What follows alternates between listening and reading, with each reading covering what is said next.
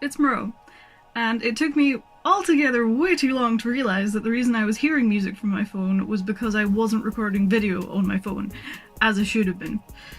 So this, catching everything up to speed, was inspired by me watching the movie Cherry 2000 years and years ago, and the fact that we are having love robots put on the market now, kind of great in some ways, terrifying in other ways.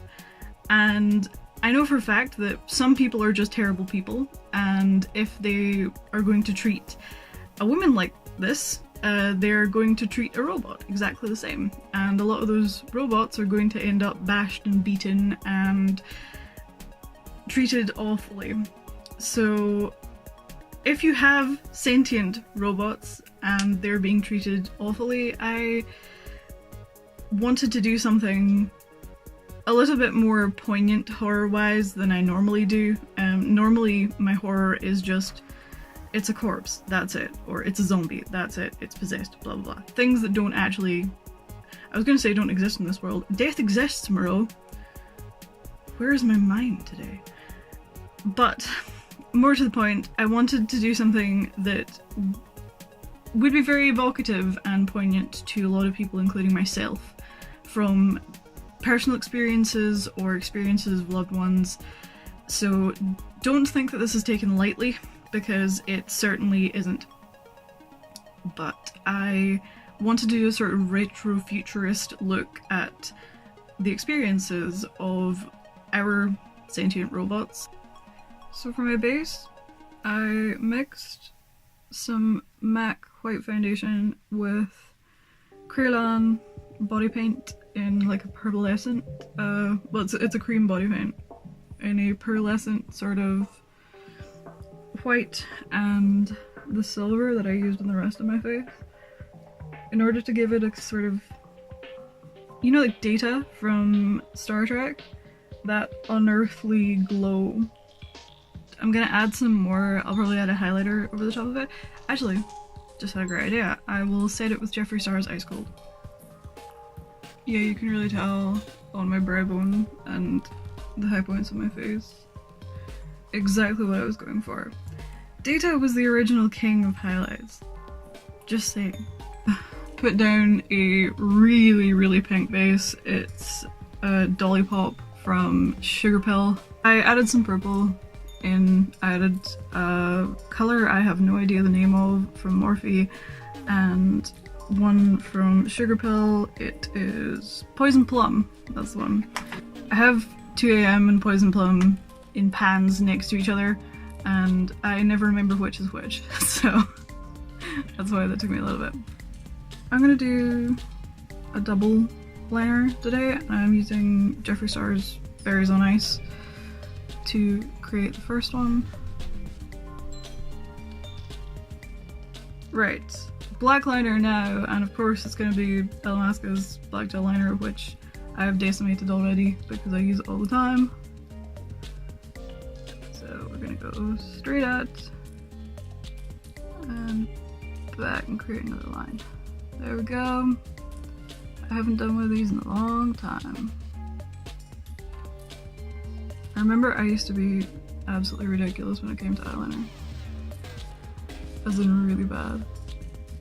And for some reason, like, all of us, when I was younger, we used to pull our damn eyes so that you had a flat surface, which is the worst possible thing you could do, but being young, we were like, oh, this makes sense, this works, yeah, totally.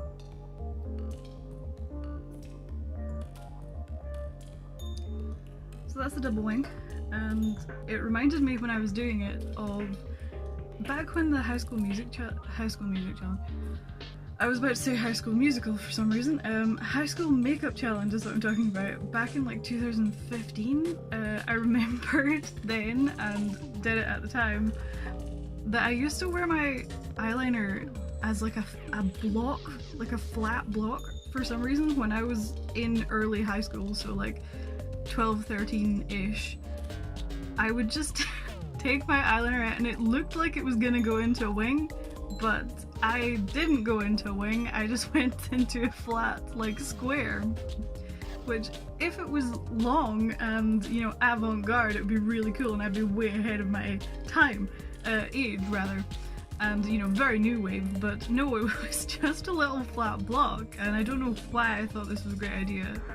I blame probably seeing Annie Lennox or something, and that was the reason why I did it. I'm very old, so that's why. Probably that was my idol at the time. And yeah, no wonder. I had a crush on this guy who was way older than I was, and obviously didn't know that I existed because I was 13 and, you know, clearly he was a good person and therefore didn't realise that I existed.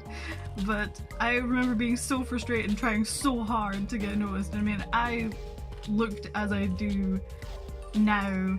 I was never an oil painting. Thought for some reason that if I wore makeup and I wore this dumb block liner that I would get his attention.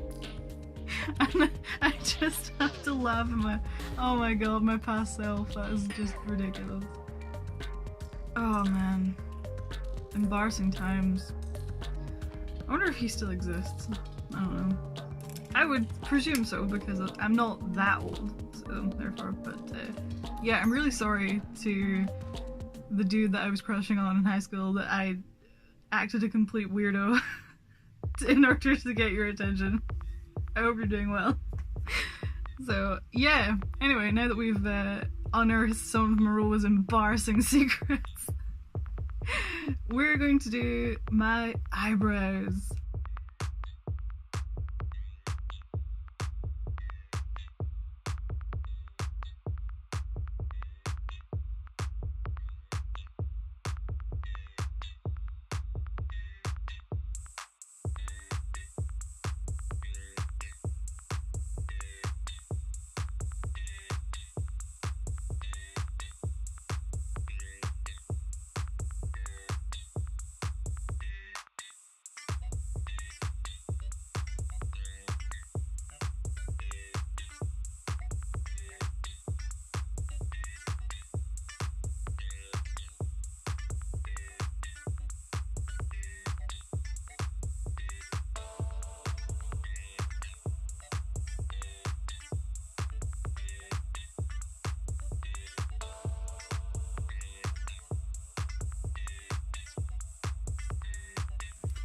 Now to do that on the other eye.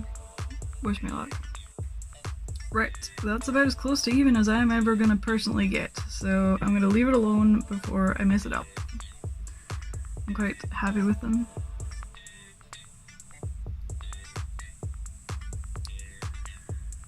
As for the topic of this look, it's very sensitive and of course has touched a lot of lives. Most of us, I think, have either known someone or have been someone, have had family, etc., who have been through a negative experience.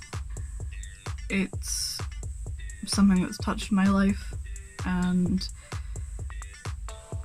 I think the reason that I wanted to do this was because while, yes, it's better that someone hurts a robot than hurts a person, I wanted to think about the possibility of sentient AI robots and cyborgs, etc., who'd be aware of what was going on and what was happening to them.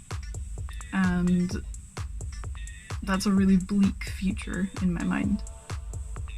Maybe I'm just a complete nihilist, but I think that eventually we will get to a place where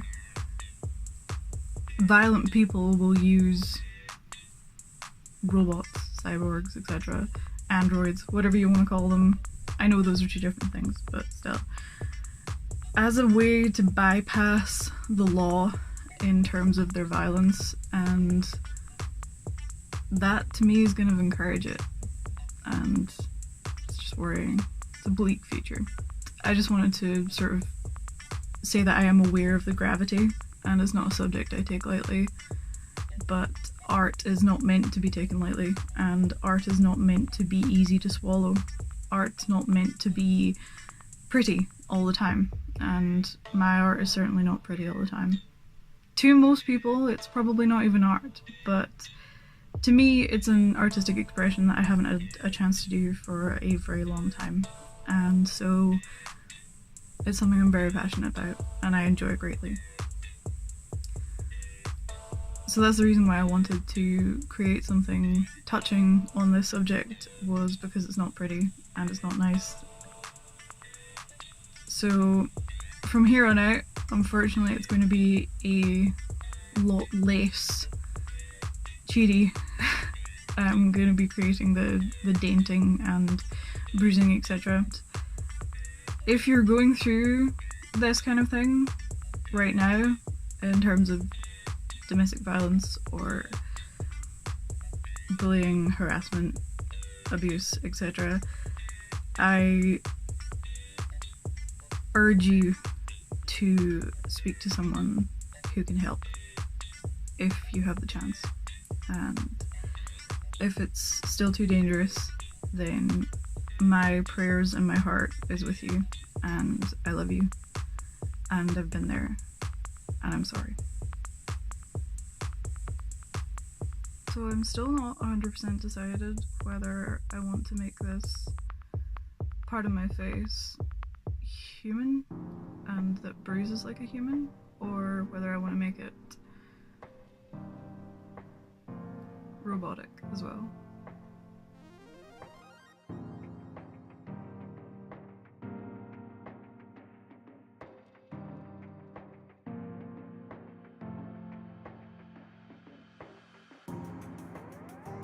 Eyeball time.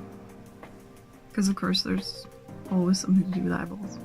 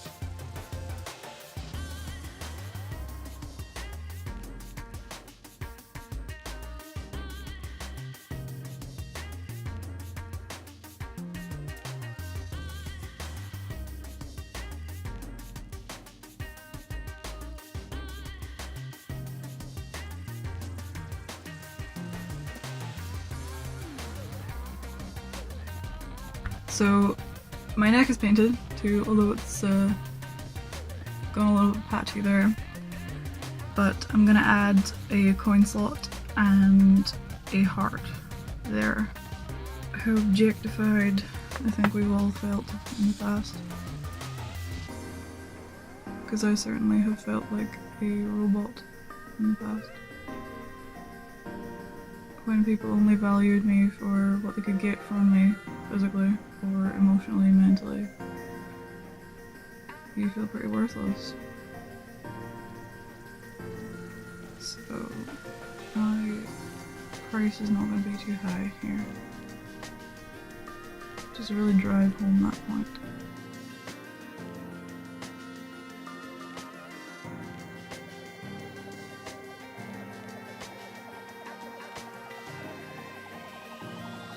Oh, that's it. This is my love bot.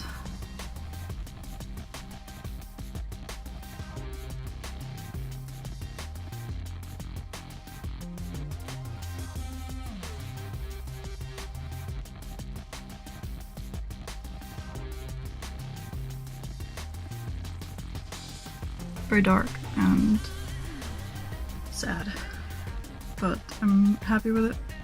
And thank you so much for hanging out with me, watching me scribble my face and listening to what I have to say. I hope you're having a great day or night, depending where you are, and I hope more than anything that you're safe.